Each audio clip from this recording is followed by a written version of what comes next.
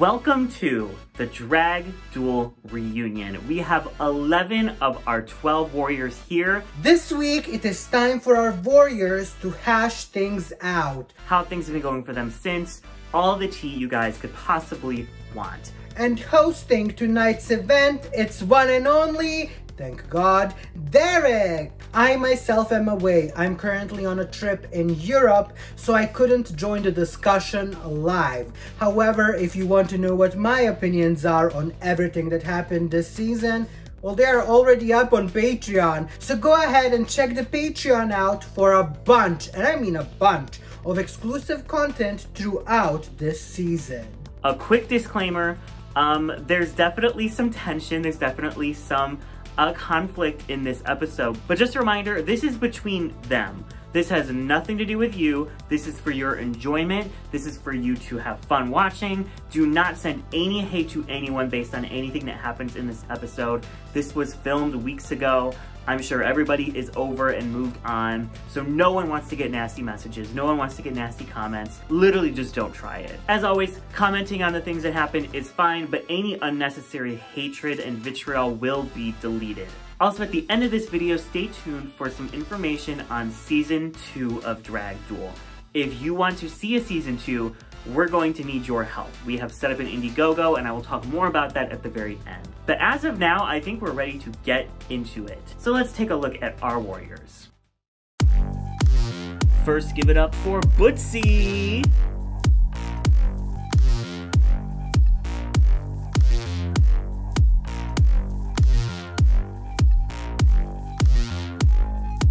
Welcome back, the stars of Drag Duel Season 1. CALLI COQUETTE.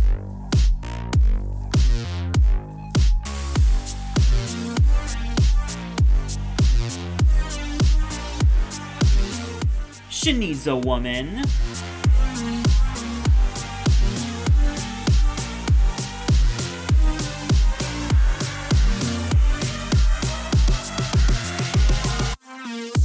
Bobby Uranus.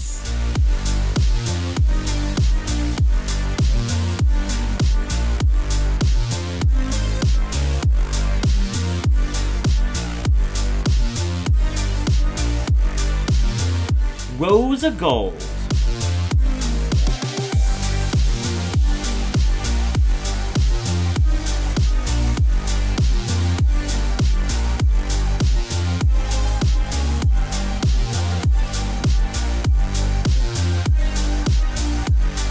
Titanic Donavan.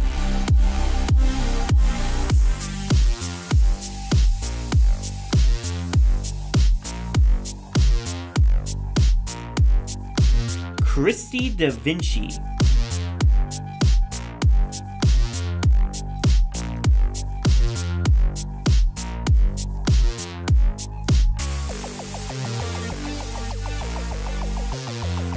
Susan.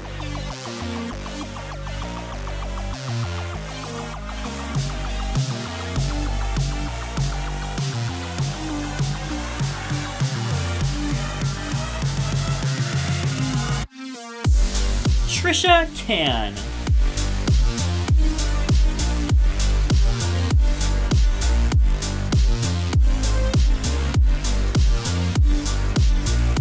And our iconic top 3, Orbit.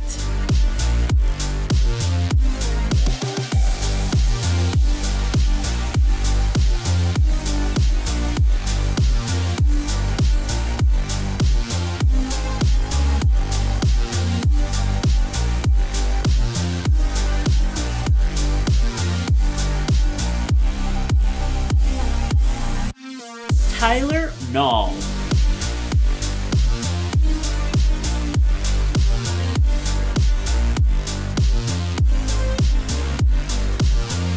And HYDRA.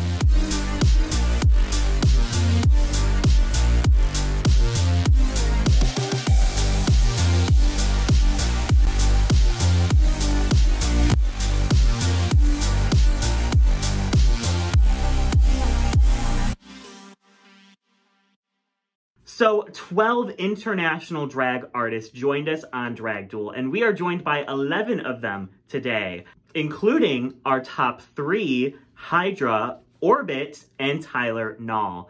Congratulations to the top 3, of course. Callie Coquette, my first question is for you because you were the first to go home.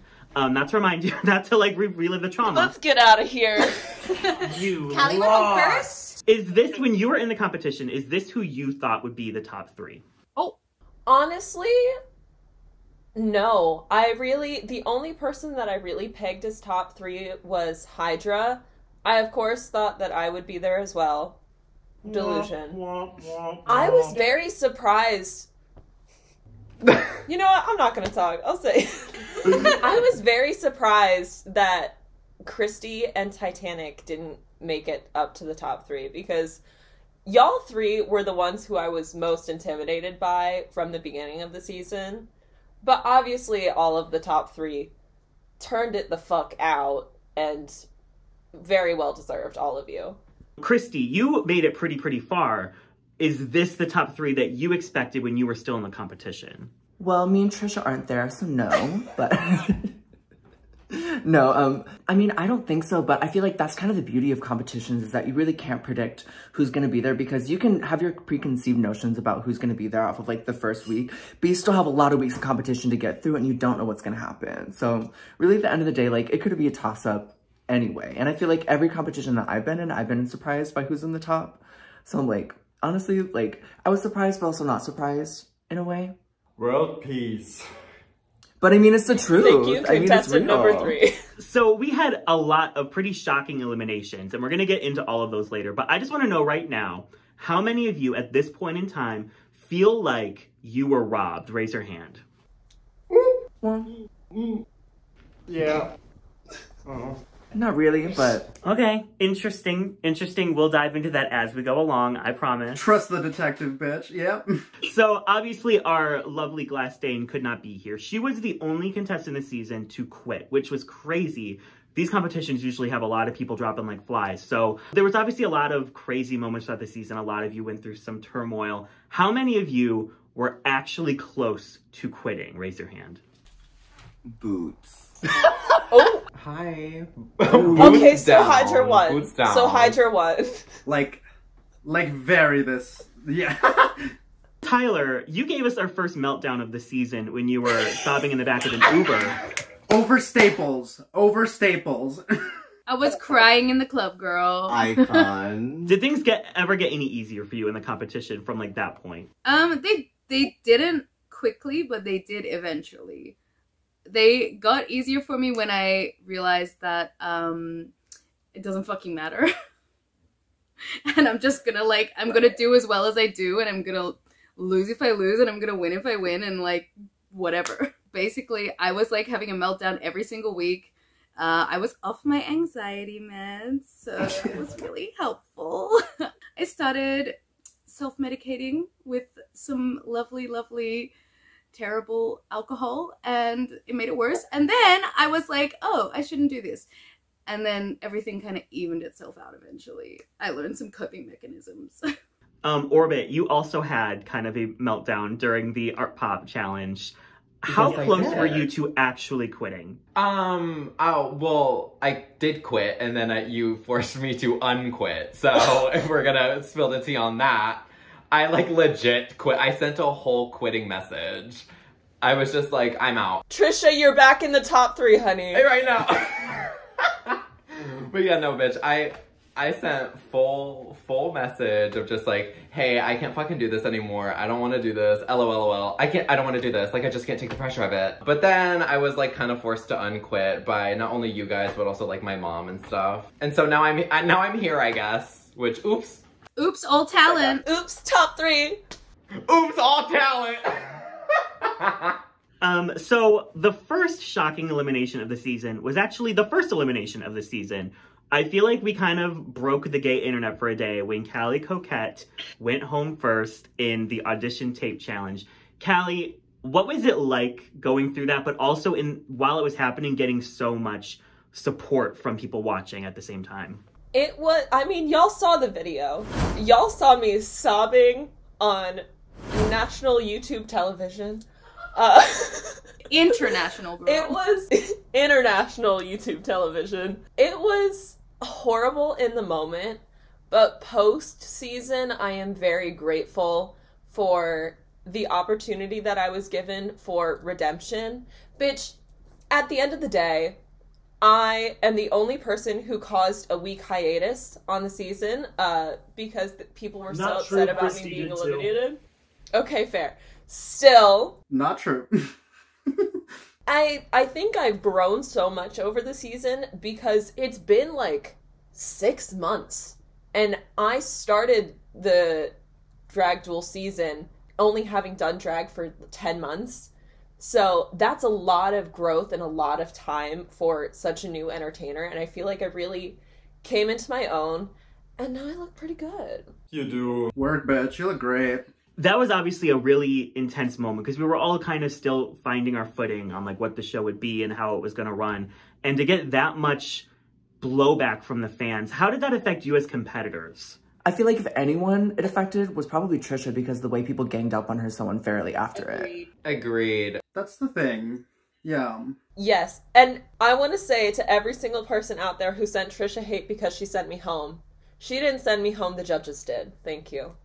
Send hate to Derek. And trust me, I got it. Send hate to Derek. In fact, right now, take out your phones and let's type up a real... I just got some stuff to say about that, though. Sorry, Susan, what? I just got some stuff to say about that particular statement.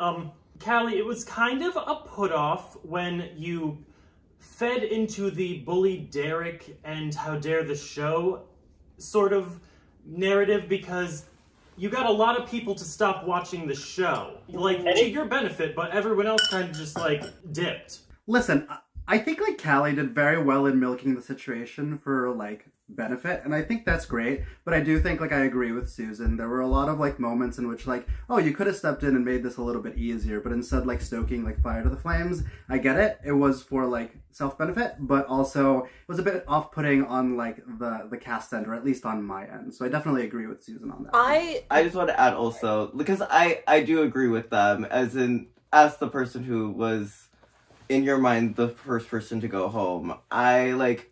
It seemed like every single thing was referencing why I basically should not be here. Like, I appreciate what you just said now, but I did kind of feel like, oh, okay, like, it's one of those things that, like, will be happy for everyone until it's this person. So sorry, not to gang up, but I did definitely, I know what they're talking about. It's been so long ago that, like, all this stuff happened, but it is important to address it, especially since we're all together. Like, there's only so much that we interact with each other when it's, like, not for this. So I feel like it's definitely important to address it, because I definitely did feel the saltiness, but I'm like, also, like, we were all salty after we got eliminated. It's not an easy thing to go through, but still. I don't think it ever stopped for Trisha as the thing either. Like, it opened up a bit of a Pandora's box that, like, followed her from the first elimination to being the last person eliminated before the finale. So, like, it was very sad that we can, like, nip it at the bud, make this a good experience for her, and it, like, did kind of materialize into a lot of, like, us queens that don't look a certain way, getting a lot more hate throughout the season, and, like, we set that as the standard for the season,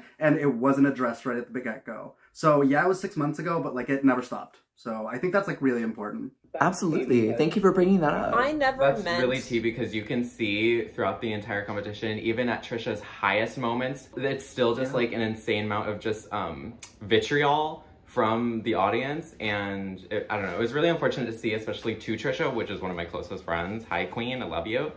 I want to say, to address all of your guys' points, I do really regret not speaking up more.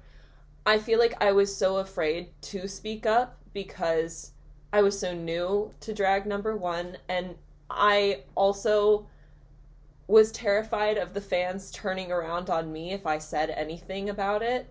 And I did post 1 or 2 statements to, like, my stories and stuff, but those weren't enough, and I know that. I feel really bad that I didn't talk to you guys more about it, because I felt very bad, especially Trisha, for all of the hate that you were getting, and I felt like there was nothing I could do in my power to make it right, so I just didn't do anything, and I definitely regret that. I was not in a good place mentally, and that's not an excuse, but being first elim after spending so much money that I really didn't have to spend on the competition was really not putting me in a good headspace.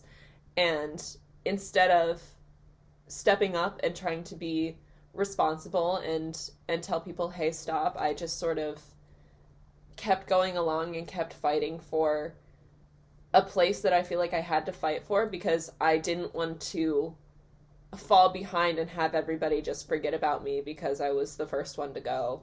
So I am sorry for that, and I hope that you can forgive me.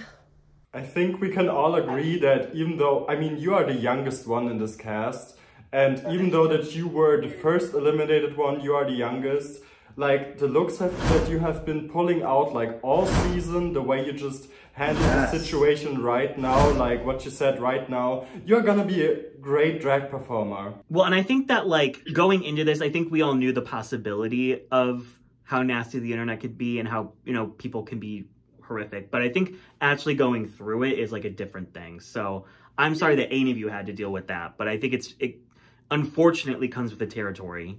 I would like to say thank you, Callie, for, like, saying that, because I understand what it's like to be first eliminated. I have been first eliminated in drag competitions before, and it is a very rough position to be because you do feel really shafted, and, like, especially, like, I know how much I was spending on these runways and stuff that I didn't have the money for, that I was borrowing money for and stuff like that, so I really understand, and I get, like, being new, so it's one of those things that, like, I'm not happy that this happened, but it gives an opportunity for each of us to grow and learn and take this opportunity and just, like, make sure that you are more conscious when, like, future stuff.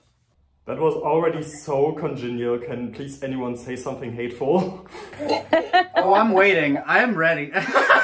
Fuck you, bitch. Fuck you, fuck you, fuck you, fuck you. It's gonna come. Shifting from one fan favorite to another, Susan, you captured the hearts of the cast, the judges, the audience. Going in, were you expecting this type of reception to your drag and your personality and your story? Yeah.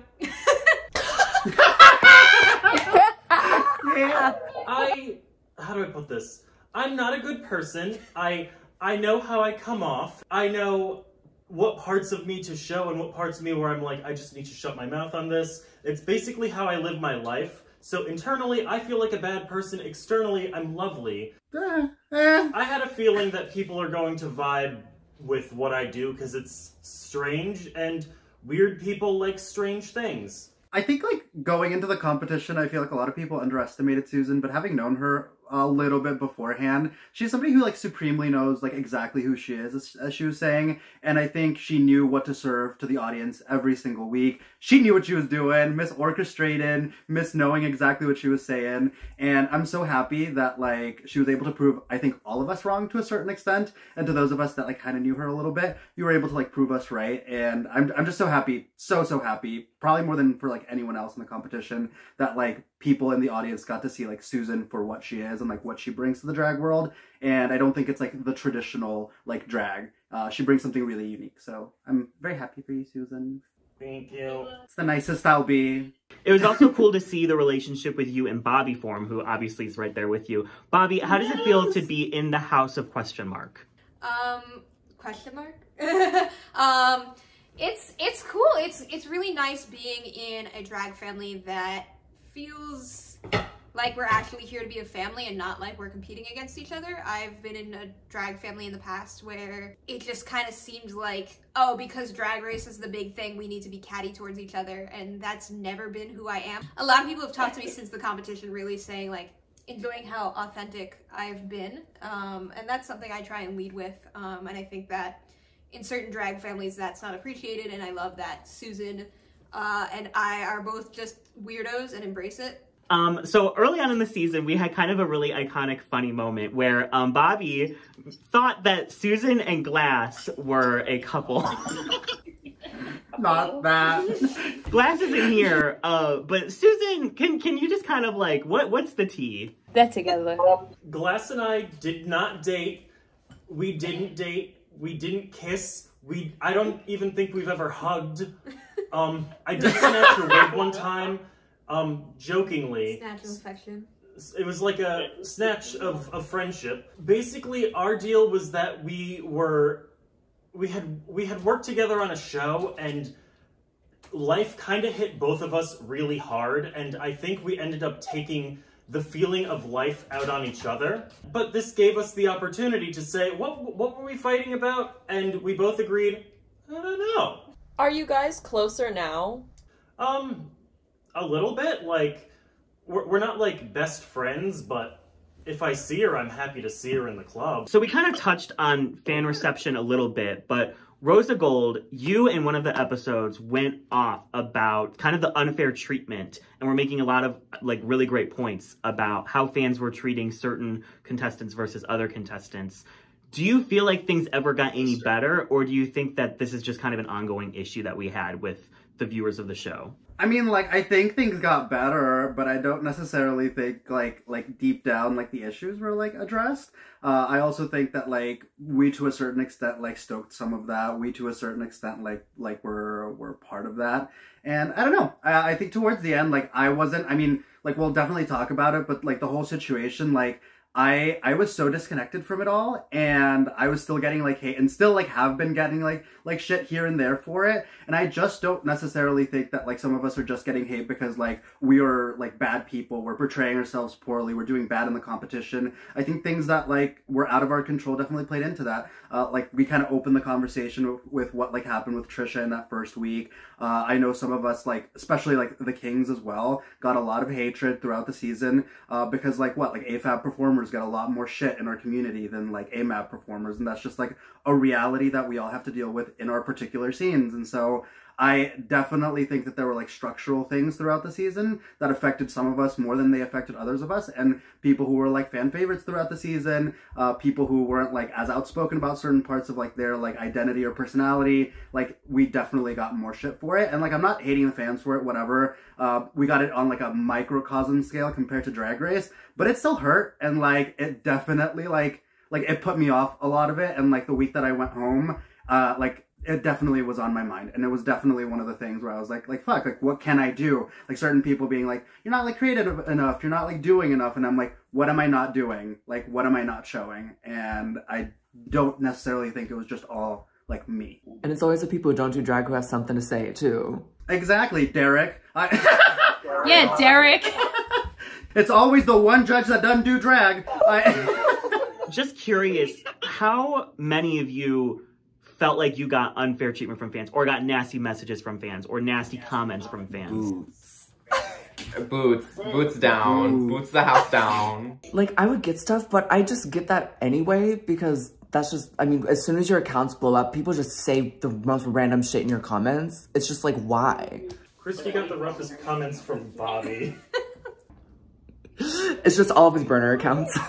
I love how people thought I absolutely hated Christy. I have a lot of respect for Christy and I absolutely adore her. I say things when I see it. No, but I'm like, I mean, if you feel a certain way, I would rather you say something than just be like, do you know what I mean? Are we sure about that, bitches? Are we sure about that? I mean, within reason. Because I'm like, if you have, like, a problem, like, tell it to me and we can figure it out. And obviously me and Bobby did. Like, I like Bobby. We're cool now. Yeah. But it was just kind of like, obviously in the competition, the pressure and all that stuff, whatever. But it's like, damn. It's also really hard being, like Rosa brought up earlier, being a king and going up against someone whose drag is, I don't want to sound like I'm hating, but like, you know, conventional drag, what you would see on Drag Race. No, that's very real. Also, it was hilarious whenever I got hate, because there was always like just something that like, they assumed something that was just so not that, and it was just always hilarious. And that was how I got through a lot of this competition, was just people don't know shit, and it's so funny when they think that they do. I feel like we all got confused for either things that we actually weren't, or just got narratives that were not true in the slightest, that weren't even like shown to the audience. It was just like, well, we've decided that you're this now. Like, I have talked so many times about me being a trans individual, and there were still so many people calling me AFAB, which is not a problem, but I still was like, clearly people aren't listening.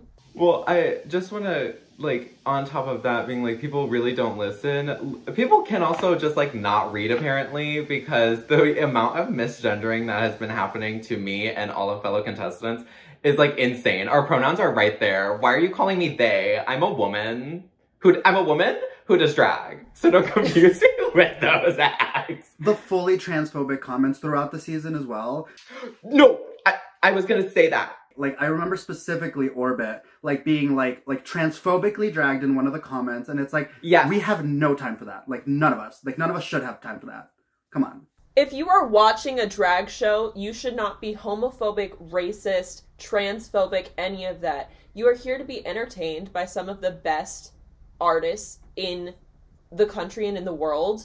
I really wanted to bring that up with, like, the comments and everything like that. I think I've had many, but I think one of my worst moments and one of, like, the worst things that I've ever, like, received was on one of the posts on Drag Duel. It's since been deleted, so it's not like you can see it or anything.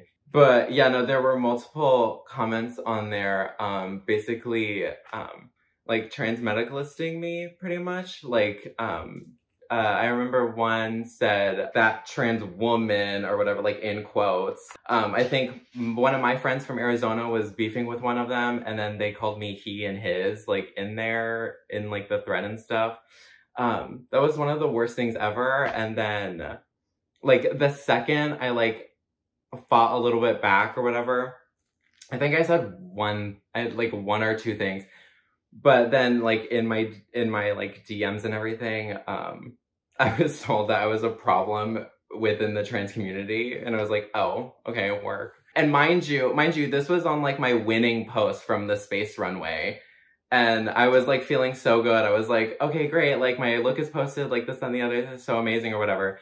And then to be told that I'm not a woman because I don't have surgery and I don't look like, oh, trans woman. I'm, like, insanely clockable. It's like, I get it. You don't have to tell me twice. I get it. I have more masculine bone structure. I have an Adam's apple. I have body hair. I have this, that, and the other. I have a deeper voice. Like, I get it.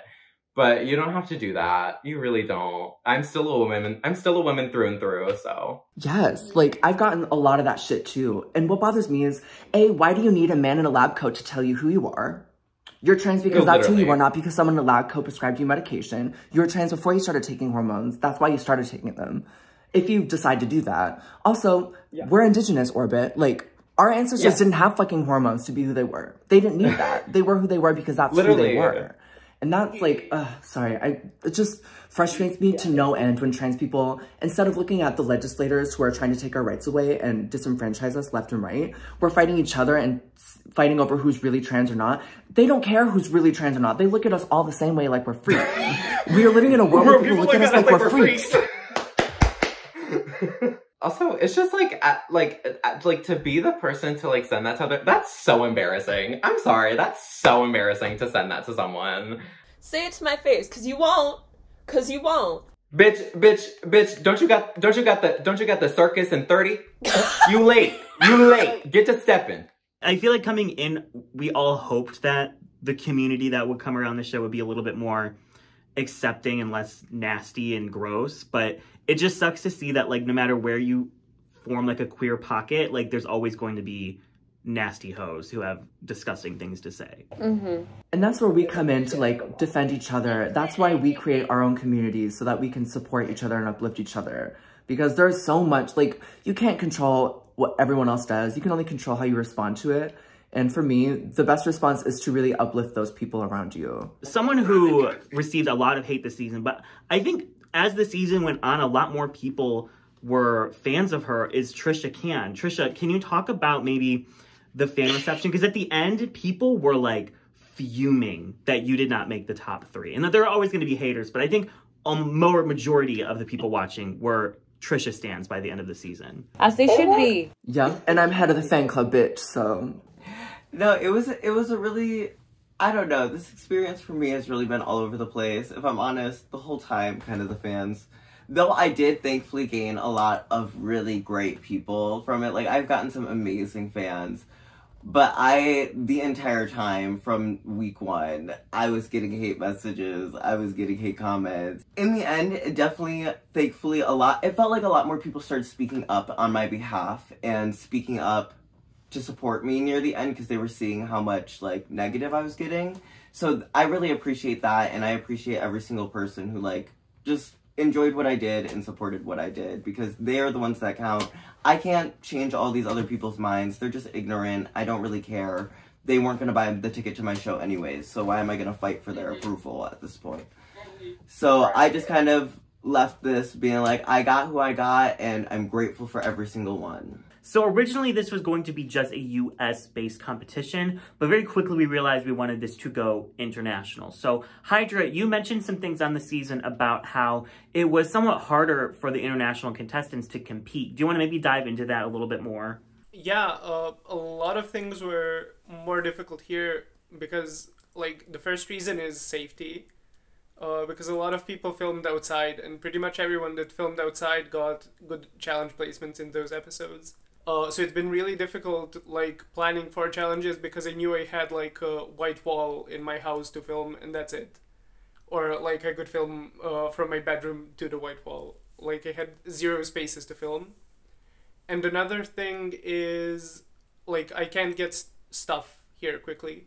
Like, I had the heel issue, but for me to get heels, I have to wait 3 months for them to arrive from AliExpress because our postal system is, like, it doesn't work at all. To go off of what, like, Hydra was saying, I don't necessarily think it was just, like, the logistical things. I think a lot of the cast made it very difficult for her. Like, especially throughout the end of the competition, the hatred towards Hydra from some of the competitors, like, I think it was, especially after this conversation we've just had about, like, helping each other, supporting each other, trying to understand where one another are coming from, I don't think, like, a lot of the cast was like that towards Hydra.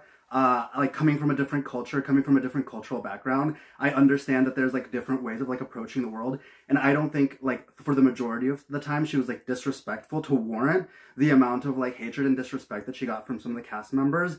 I think it was a little bit disheartening, honestly. Like, come on, we're all, like, queer people, we're all, like, out in the world trying to, like explain our, like, stories and our realities the best as we possibly can, and to just, like, personally ad hominem go, like, after her for, like, so many weeks, and to hear, like, behind the scenes, like, what it did to Hydra and for Hydra, it was, like, I don't know, it made me angry, and I think it's definitely something we need to, like, discuss, especially after we've just had this conversation about, like, trying to support one another as, like, best as possible as we can. I was not really involved in the drama, but, like, at the end, it got kind of uncomfortable to watch for me.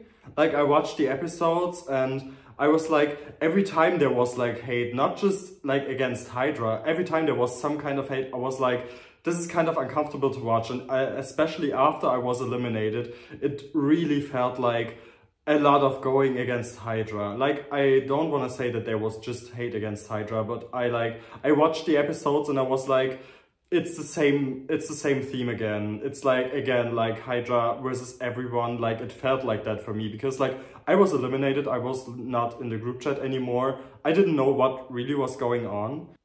I'm sure there were reasons for that, but, like, for me as an individual who just watched the episodes, it was like, what's going on? It's kind of uncomfortable. So I also feel like there was never, like, really a big end to this. I feel like we are going into the finale with this, and that's what kind of bugged me in a weird way. My question for everyone is, do you think that the hatred for Hydra was because she was so much of a threat? No. No. No, I think it was personal. Trisha, you are justified. Like, yours makes sense. But for the rest of the people, I think it's a lot easier to hate Hydra when you really, really want her gone for your own benefit. Do you mean the rest of the people? By the rest of the people, do you mean me and Orbit? Oh no, everyone the whole time. It felt personal. It just felt really personal. I think y'all are just trying to talk for us, because here's the thing. Each one of us have our own reasons why our bridges were burnt with Hydra. At the end, it happened to be only the people who she really burnt bridges with her. That's why it felt like it was everyone versus her, because she does have great relationships with the rest of the cast. But for each one of us, she had done something that had pissed us off to the point. So yeah, it may have felt like that, but that was just situational with who was left. If it would have been Titanic and Susan who would have made it a little further, and minus one of them, it wouldn't have felt like that. It just happened to be the people who she burnt bridges with. And I'm not going to throw any more fire into that, but I feel like a lot of things are being said for opinions that for me are not how I felt. It may have felt uncomfortable for y'all. I was just really upset with the whole situation. I think a lot of us were upset with how we were being spoken to by her. And I think that it was just one of those things that, like, we can all have our own personal relationships with her. And I don't think it's money of y'all's business, if I'm personally honest. Listen, having talked to, like, Trisha about this whole issue, I understand exactly, like, where Trisha's coming from. I didn't understand from the rest of y'all. I didn't get it. Like, Trisha, like, I get it, and, like, let's speak on it. It was because of what happened with Zelda. It's because of what happened with me and what happened with Hydra. Okay, just to make sure our audience is aware, because I know a lot of people are still really confused about what actually happened with the whole Zelda situation and, like, Hydra and Rosa of it all. So, Zelda was upset that Rosa was going to be in the bottom. She wanted to warn her friend because she was also going through a lot of stuff. And she told her this, but at the same time told her that it was Hydra and Trisha who were also going to be in the bottom with her. And so then from there, Rosa told Hydra, you threw your runway and kind of hoped that it would be you and Trisha in the bottom too, and that you could send Trisha home rather than it being you and Rosa. So that's kind of where all of this is coming from, just so we're all on the same page. I totally get where Trisha's coming from. I don't think, like, there's, like, any...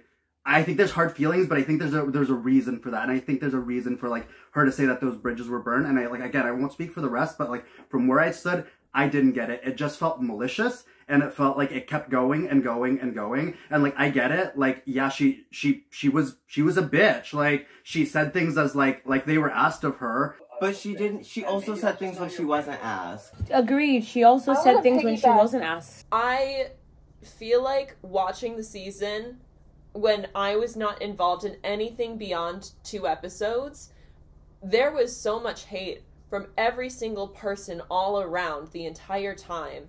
Every single person said something shady to another. Every single person has a burnt bridge with somebody, except for Bobby, because he's the sweetest boy on earth. Work, Bobby. We've all had slight issues with each other. And we can all jest and joke about, oh, Hydra's a bitch, because it's funny. It's a funny little joke that we have, but I feel like some of you are taking it way too seriously, and I feel like Hydra was really hurt by the whole Zelda situation. She was the one to bring it to the other judges in the first place, and I feel very horrible for you, Hydra, in particular, but also all of us who went home before that whole situation started. We have no idea how the season would have ended up if she wasn't there in the first place. So I feel like it just created so much animosity that really didn't need to be there. I don't know, like, if you then have, like, an issue, then, like, speak on it. Like, what was it that y'all hated so much personally about Hydra? Because it definitely wasn't about her drag, or it didn't seem like it was about her drag. Here's the thing, was a lot of us did try to, and we were blocked, or we were, like, things like that. So that's not true. Y'all just weren't there. I don't know if y'all can comment. But, like, anyone outside of Trisha, like, who, like, I get where you're coming from, because, like, we've personally talked about it. Wait, but Rosa, just say a name, girl. Stop saying anybody but Trisha. Are you talking about me in Orbit? Are you talking about someone else? Tyler, Orbit, Christy, what? I was like, there are only 3 other bitches who were up there. It wasn't Susan. Like, Hydra knows what our beef is. Like, we've had beef since the start of the season. Like, we don't get along. I tried a lot of times to get along with her, and by no fault of, like, hers, like, it's not like she wasn't trying as well. We just don't mesh. Like, we're not people who connected, and a lot of things she said pissed me off and upset me, and I spoke on that. I spoke on that to her privately before I spoke about it publicly on camera, which is more than she did, to be perfectly fair. But yeah, like, we don't connect. Like, we don't get along. We don't have to get along. Not everybody has to love each other. This is not like kumbaya, you know? No, but that's not true, because the issue you brought up happened in episode 7. The issue I had with you happened in episode 2 when you got your friends to spam hate messages to me. That's not true. You know saw my message about that, Hydra. You read my message about that, and then you continue to lie about the context of the situation. So I'm not even gonna... That's what happened. I got my friends to spam hate messages to you, even though you saw my response to it. Everybody else, it's still there on the fucking chat, girl. Like, why are you making shit up? Why are you lying? At least they weren't sitting here silent because it was their boss. Why would she have any reason to lie? Why are you making it up? Why are you lying? I do want to say that the fact that this is literally the first time that we're all talking face to face. And I think that lack of communication, lack of being able to have, because most of the way we spoke was by text, that could have contributed to some of this misunderstanding. Bobby, sweet summer child, I love it. I will say that a lot of people are saying, oh, there's this hate towards HYDRA. The people who are watching have no idea what's going on in the background. The people who are watching have no idea what's happening in the background chats with like the contestants within each other. What they see is what's presented on the show. And if they have a problem with HYDRA, that's to do with how she's presented herself. And she came in from the get-go. She came out of the gate saying that she wanted to be the villain. That's exactly what's happened.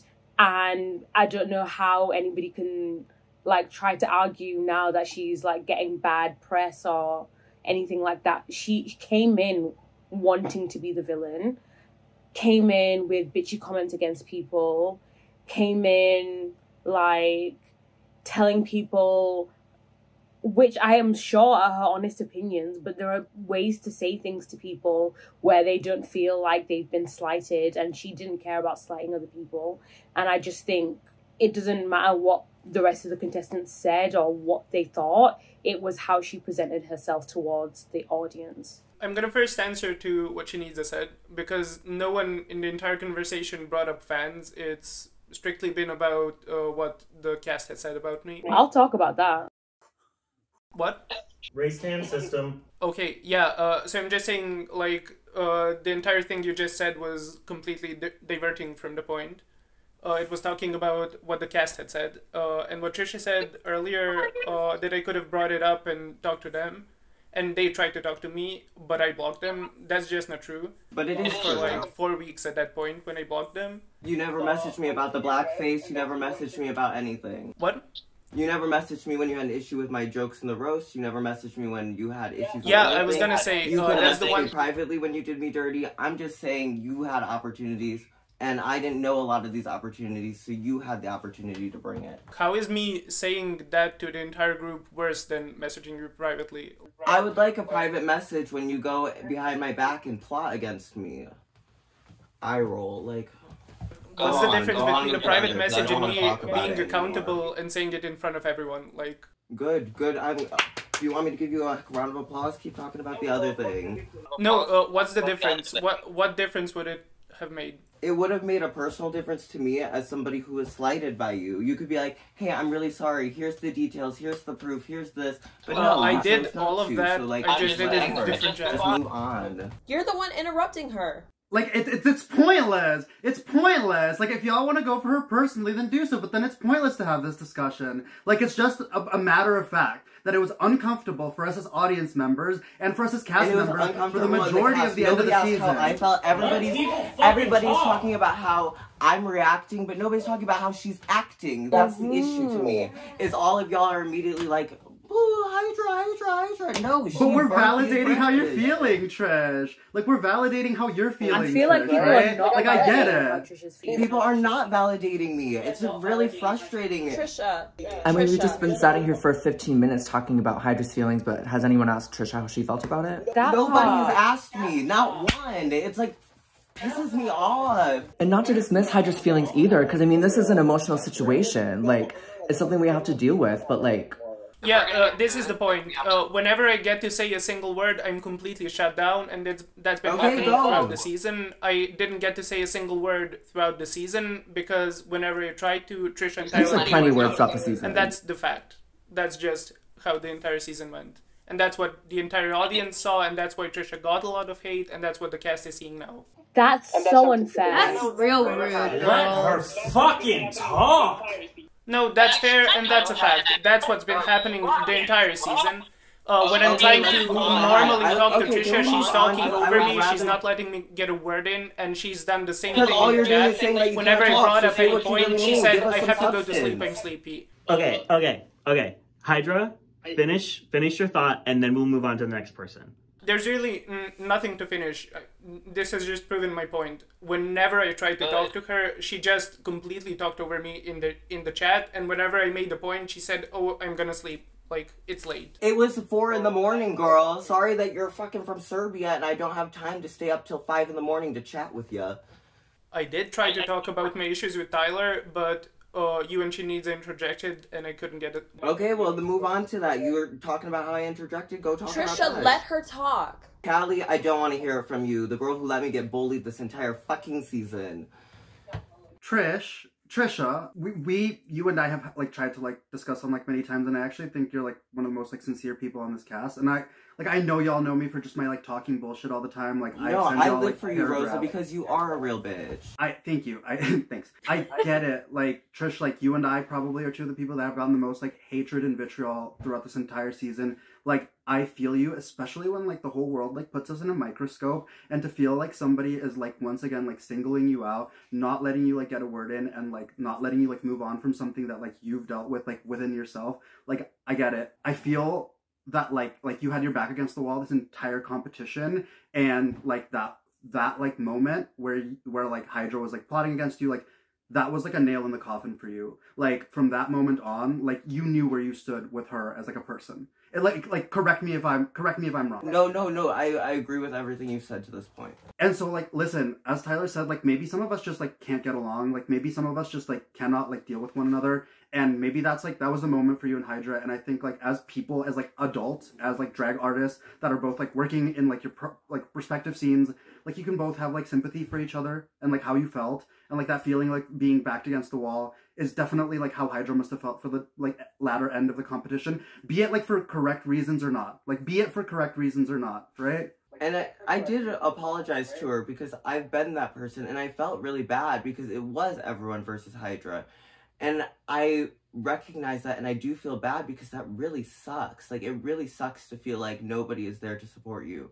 I apologize for that aspect, but at the same time, she burnt her bridges with each of us, and that is why that happened. Honestly, I think that's like fair, and like thank you. Like, I just hope that y'all can like end this like on like a not like a good note, but like on a mature like adult note. Like that's it. Like just like end it, be done. Like Hydra, like do you have anything else like to say? I'm sorry if I'm taking like moderator role, but like do you have anything else to say to Trish? From the first moment, I apologized to you, and I felt horrible, and that's why I brought it up, Trisha.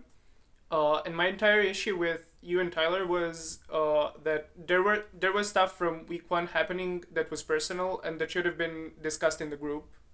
And it felt like the two of you tried to use things that were personal and that were supposed to be talked about privately to skew audience perception in the episodes. Because a lot of the stuff, especially with Tyler, it was stuff that happened way earlier that he then dug up like months later to try to get the fans to have a certain opinion of me. And that's the thing that I had the biggest issue with. All the issues I had with you, Trisha, I was so sorry that I did that, and like immediately I apologized to you, and I tried to talk to you like 3 times after that. I do appreciate this, and I will accept your apology. Thank you. What I'm saying now is coming from a perspective of a person who is very privileged. I have not gotten a lot of hate this season. I was not involved in a lot of discussions. This discussion right now could be going on, I think, for hours. But I have been like, I had conversations and contact to like Tyler, to Hydra, to also to Trisha a little bit, to a lot of people. Those are all great people. Like, you are all like nice people. And even though like between each other, there might be stuff that you like, don't like about each other, or maybe there's not something working. This is not also like for the fans. This is not a reason that you should be sending hate now to any of these people. Like I really like Hydra. I also had great talks with Tyler. This conversation right now is very important, but it has also been very negative. So I just wanted to say that like you're all nice people, and I know this is very pageantry thing what I'm doing right now, but I tend to like to do this. So you're all very nice people. I had a lot of great conversations with y'all, and I hope we can move on to more positive things. And I'll call out my own biases from like the get-go. Like I formed like a closer relationship with Hydra than most anyone else in the cast. I'm not saying that we all should like her. She's a bitch. I think if she had been any worse to me, I wouldn't like her. But having been on like the positive end of Hydra, having gotten to see like who she really is, and I know a couple of us like Susan can also like back me up on this, like it was just Like, it was uncomfortable, and I was just wishing that, like, this variety of people, Tyler, like, Shanidza, Orbit, like, all of us, really all of us, that, like, we're kind of coming in on her, like, could just step back and just, like, whatever, I don't like you, but I don't need to, like, tear you down every chance I get. And, like, maybe she did, maybe she also was, like, a cunt, and she was a bitch to me as well, but, like, I hope we can at least, like, leave this with a little bit of stasis, and just a little bit, like, an inch of more understanding of, like, she does come from a very unique and honestly, like, rather, like, closed off perspective of drag from the rest of us. So, I don't know. Maybe I'm inferring too much. Maybe I'm assuming too much. And that's all. That's why I brought it up. And that's why I thought we really needed, as a group, to have this conversation, especially if we're going to say, like, we as queer people need to be kinder, need to be more understanding, need to be more sympathetic of one another. But maybe I'm just being a little too sentimental. Okay, we have to move on. We have to move on. We have so much more to talk about. Starting off with Shanidza Woman, who was our next kind of controversial and shocking elimination. You won the first episode, and then you ended up going home third. Can you talk about maybe how that affected you? I know that it was really, really hard for you to kind of swallow that elimination. I will say it was very difficult because I'm a very competitive person, and everything that I lose feels like a personal slight against me. It feels like something that's against me personally. And I feel like a lot of people who compete in things feel that way. I feel like the thing that got me through was how much I love Tylenol and how much I was, like, rooting for him. And, like, I was like, if I don't get it, baby, you could go this far. If I didn't know anybody else in the competition, if I didn't have, like, that kind of connection with anybody else in the competition, it would have been a lot harder to face me going home. But even with that, it was not easy at all. It was like, I was, you know me, like, I haven't been online. I haven't been, like, engaging with, like, drag duel in any kind of way. I haven't been on the Discord because, like, I'm hurt still. You disappeared, girl. After I was eliminated, notifications off, bitch. That's very Shanidza anyway. Regardless of competitions or not, I'm a very difficult person to catch online because I just don't like technology and that shit. Post-elimination is very hard to deal with. Like, you're in the graveyard, you can't contact, like, you can, but you're not part of the group anymore. You know what's happening because you know what the challenges are, you know what people are going through, but you can't partake in it. You probably had plans for what you were going to do for those challenges, but you can't do anything about it. Like, it's really, it's a tough situation. Callie, I can see you get it. I would have slayed it. I would have slayed it. Callie said, I don't care if I got sent home first, I'm doing every runway, every challenge, and you're gonna love it. Tyler and Shanidza, just so we're all on the same page, is your ship name Shyler or Tynidza? It's Shyla. We both have the same drag mother, and she dubbed us Shyler, so we are Shyler. We are Shyla. Well, was it you together before or after you were same drag family? We were drag family first. We were fucking before. No, don't put that on television. Okay, Bobby, I want to know from your perspective, how do you feel like the Kings were received by the fans this season? Good question. I think that we were looked over a bunch. Every time someone ever said, like, oh, the queens, it always felt very much, you know, like we're less than, and it feels like that a lot in the drag community. I have been focusing a lot more on myself since the competition, just because that's how my life's been going.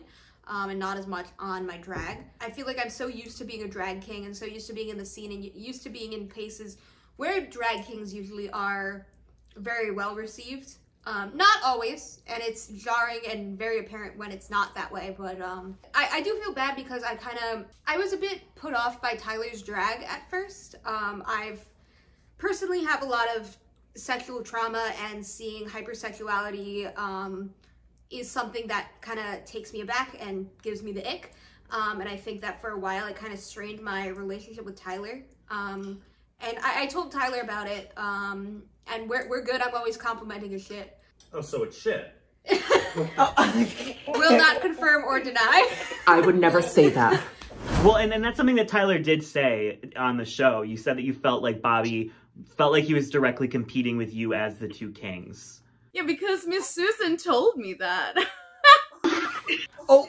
T. Yeah. And you guys were kind of like pinned against each other a little bit in the commercial challenge when you both wanted to do a Packer and... Yeah. That's the main reason that I switched at the last minute, because I was like, I don't want them to compare us. Like, I don't want to be like pinned against the other king. I want the other king to fucking succeed and like show that drag kings are fucking incredible. We have so much like creative power. We are so good, and that we can compete like against queens just as well. Like, I did not want anybody to be looking at me and Bobby and being like, Bobby was better, Tyler was better, like any of that shit. Like, I didn't want it to be like a direct comparison kind of thing. Like, compare us to the whole cast, because we're all being judged against each other. And to that end, I do want to like thank both of the like drag kings for like showing us such like a broad perspective on like what being a king means.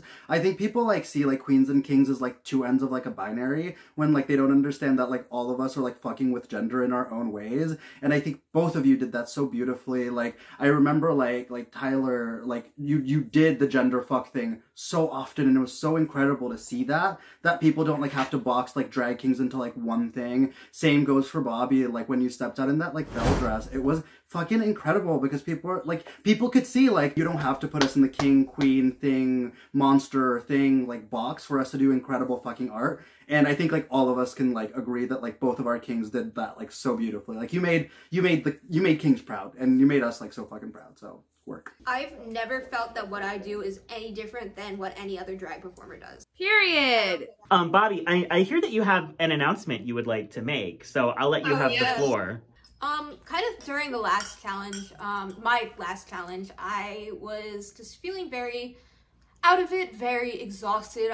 I'm not a napper, but I was just sleeping all the time, and I just felt so strange. And I kind of was thinking to myself, I'm like, what would make me feel better in this moment? I was thinking, like, if I were to dye my hair, if I were to get a new tattoo, like, if I were to quit drag. And I came to the conclusion that I'm a trans man, and I think it's something that I felt on and off throughout my life, but never for a really long period of time. But it became more and more clear that that was the case. Another one, thank you. I've begun to transition, and I'm really happy. Thank you. Better work. We love you, Bobby. Congratulations. We love you. Congratulations. Aw, thank you. Drag family. Well, and I just want to say a special thank you to Tyler and to Bobby, because as kings, I think you both knew coming in it was going to be more of an uphill battle with the audience. So there's just the fact that you were willing to take that on and prove people wrong and show a whole new side of drag that I think a majority of people who don't go to the clubs just don't get or don't see. I commend you both, and I think you were both amazing representations for drag kings. So another shocking elimination on this, oh, actually, my steamer, I couldn't figure out how to work it. I couldn't follow the directions. Titanic, could you help me with that? That's so rude, Derek. You are out of pocket. Titanic, so on the show, you admitted that you, sometimes on purpose and sometimes on accident, did not follow the directions. Do you feel like you learned from this experience? Like, do you feel like going into other drag competitions now, are you going to be reading the fine print? Let me finish my drink before that, wait. I think I am reading the prompts and I'm reading them right, but I am deciding to not do them right. Because I just felt like all of the time I was like, I want to do that something that's more like Titanic, and especially like in the drag mix thing, I was like, I want to do like a real drag mix, and that's totally on me. It was a very hard time for me to agree with my elimination, because I was like, I think I'm robbed. I think I even raised my hand when you asked us if we were robbed. I raised my hand. Actually, I did what I wanted to do, and even if it didn't fit the prompt, I loved what I did. And I also realized if I'm going to another drag competition, they have to handle that I'm doing what I'm doing. Because what I'm doing best. I want to say for Titanic, after they were eliminated, they like messaged me. And they like talked about like how they realized how certain things were like unfair for them because of like certain privileges that they had because of the like drag that they perform, because of who they are. And they were genuinely like sincerely trying to like they came to like that realization that like how their like privilege and how their like drag is like consumed versus some of our other drags. And so like it's not about like what you did in the competition. I think it's all about like what you do afterwards. And Titanic was like the first to like own up to it and be like, yeah, I was trying to look for the loopholes, but yeah, I also understand like why I was given so many passes with it. So like for that, like thank you, honestly, because I don't think all of us like owned up to what we did when we were there. So Titanic, you also did all of the runways, even the ones, and CALLI, you as well.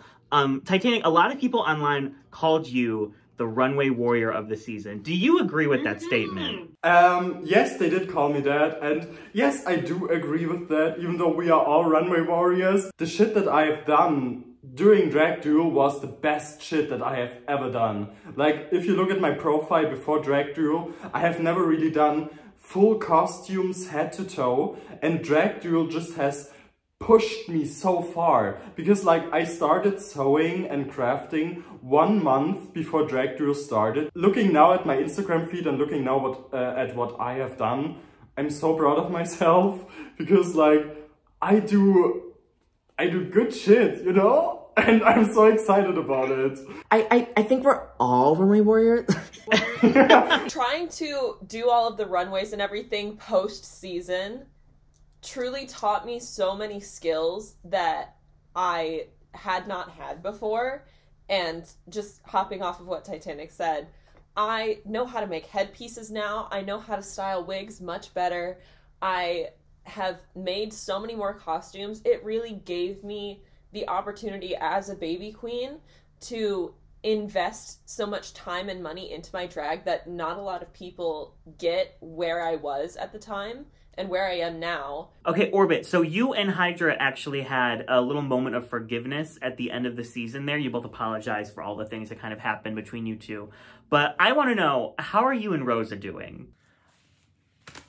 I'm sorry, I have to ask. But like, honestly, it'll probably just be the same with my relationship with HYDRA now. It's just kind of like, at least on my end, in my head, I'm just kind of like, I'm kind of over it. I'm kind of over it. I'm kind of just like, okay, well, that was silly at the time, I guess. And sorry, Illy, for like what I said. We both kind of, on our ends of me and HYDRA and on our ends of me and Rosa, we both kind of said hurtful things about each other.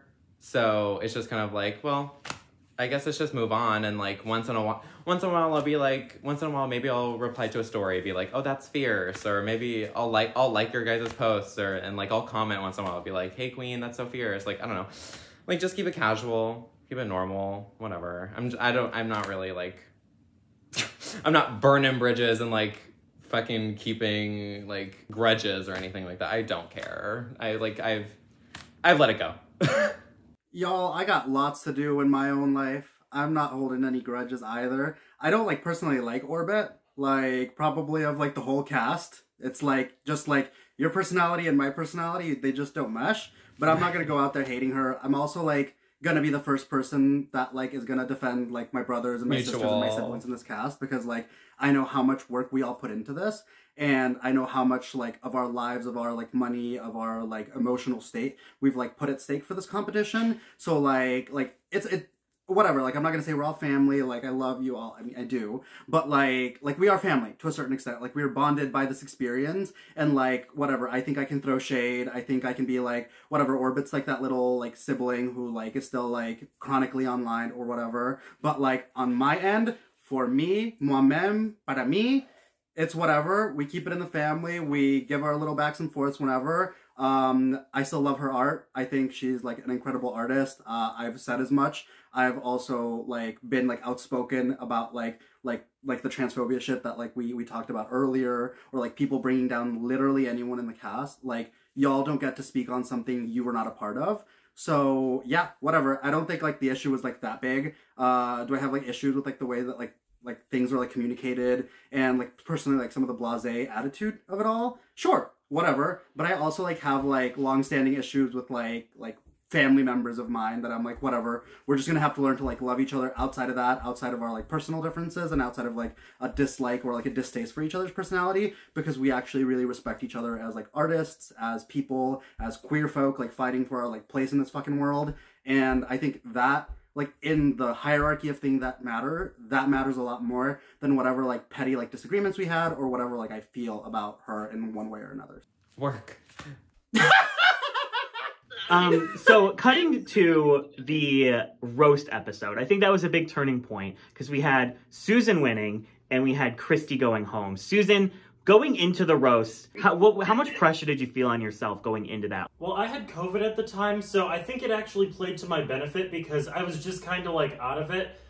So I was just like, I'm just gonna write my set. I'm just gonna be like all delirious. All my jokes were fucking like high COVID jokes. So I think that played to my benefit because I could just sit there and calm down. But I did think, like, if I don't win here, I better just go. Well, I feel like that was a moment where everybody could agree on something. Like, everyone was so happy to see Susan get a win. I feel like it was really, like, a highlight of the season. She worked hard for that shit. Susan worked so hard throughout this entire season. Also in that episode, we had probably the last, like, shocking elimination of Miss CHRISTI.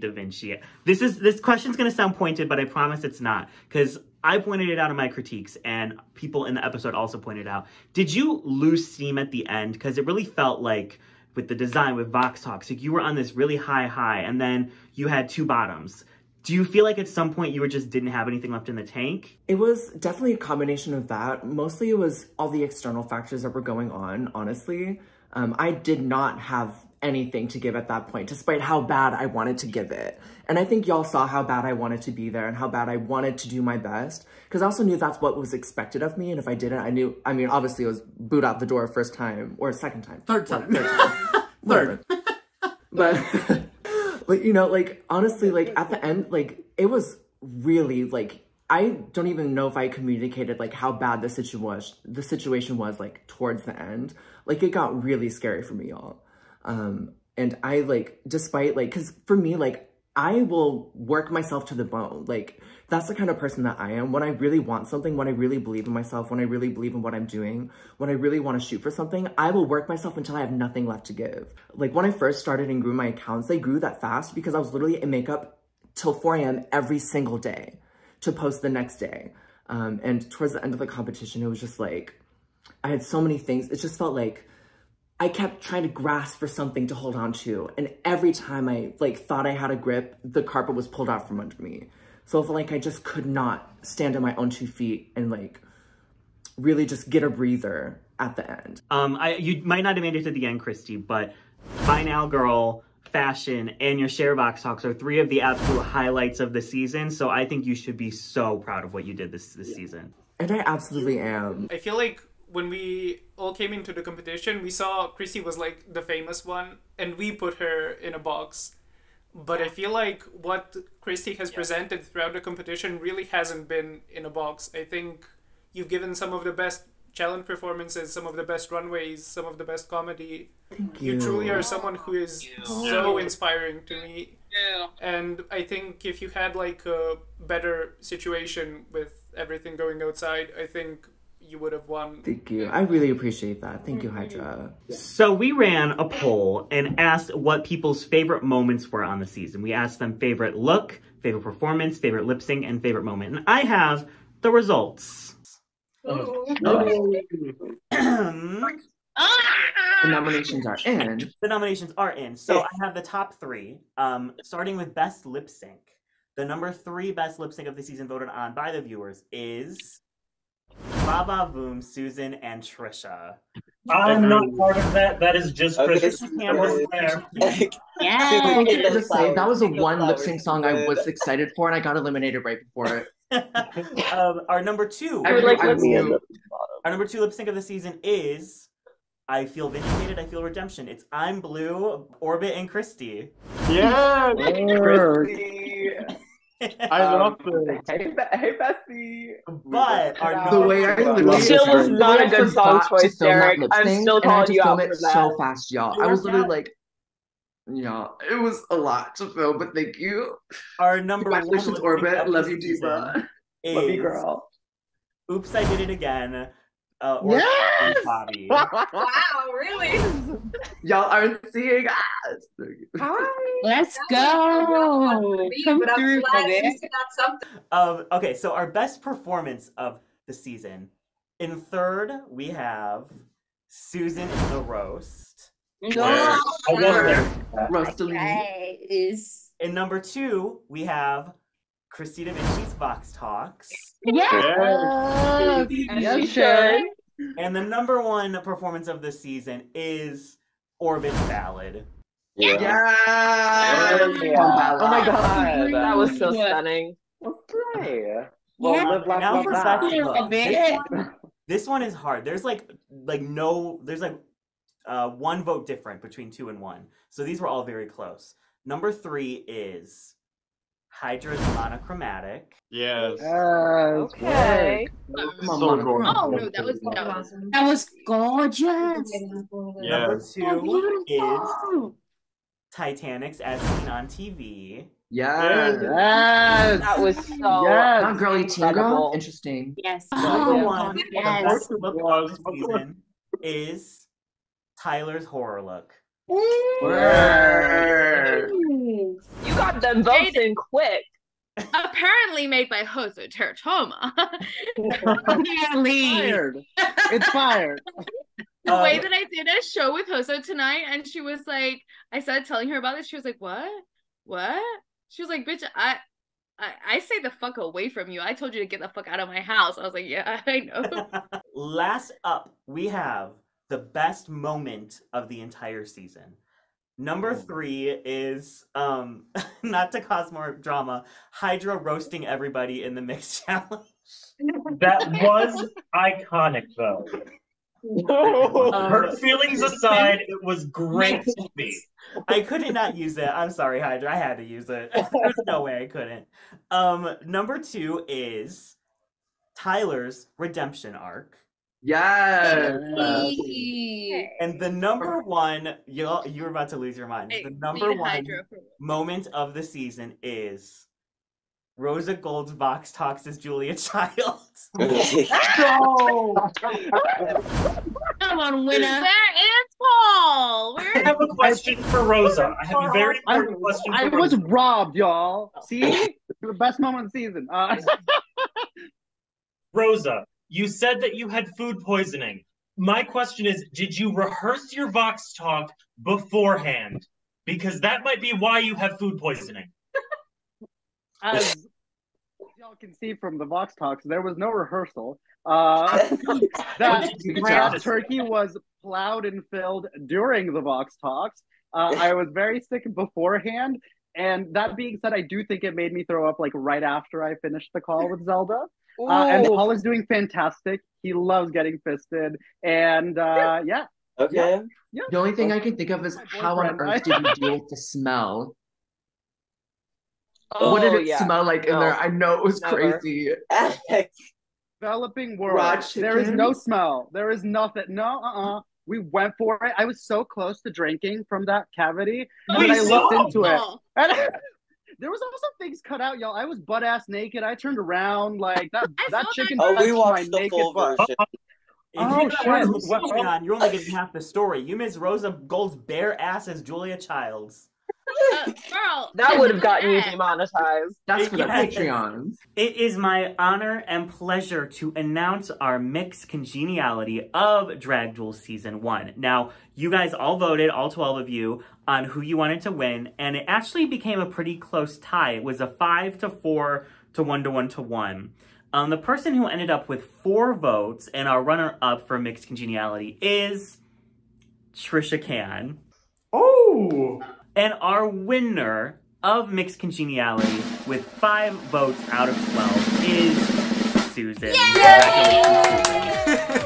Yes! Round of applause. You get a $250 cash prize. Thank you all so much for coming back. We appreciate you all so much, all of the hard work you put in. You gave us an iconic season with drama, with iconic looks, with iconic performances, and I think that the audience fell in love with you all. So I just want to say thank you so much for putting so much time and effort into this season and making it something really special. Now we're done. We're done. It is over. Cut the cameras. Bye, y'all. We're done. Let's take this shit off. I'm tired. And that is it from us. This concludes the first ever season of the Drag Duel. 22 episodes, 6 or something months, craziness, but I want to thank everyone who tuned in, everyone who tipped our warriors, everyone who shared their posts and commented on their posts on social media. Thank you, everybody, for making this such a success. It was a lot of hard work from production, from the contestants, but I think it was 1000% worth it. So thank you to everybody who watched. We are so grateful to have you all here, and we are very excited to share the drag art of so many people from across the world. I also want to thank our sponsors, Lash Cores for providing a $75 lash package to the winner, Kitty Cosmetics for giving out a fabulous custom nail set, Woodcraft Essentials for providing a runner-up and MX Congeniality prize, and the Drag Detective, yes, even you, Derek, for making this possible and giving our warriors $100 every single week, and the grand prize. As I mentioned at the beginning, we do have an Indiegogo set up for season 2. If we're being completely honest, this has drained all of our resources. We have nothing left. I'm in financial debt. And if we want to have a season 2, we're going to need some help. So in the Indiegogo campaign, linked in the description below, we'll have all the information about where this money's gonna go, how much we need. We have 60 days to meet this goal.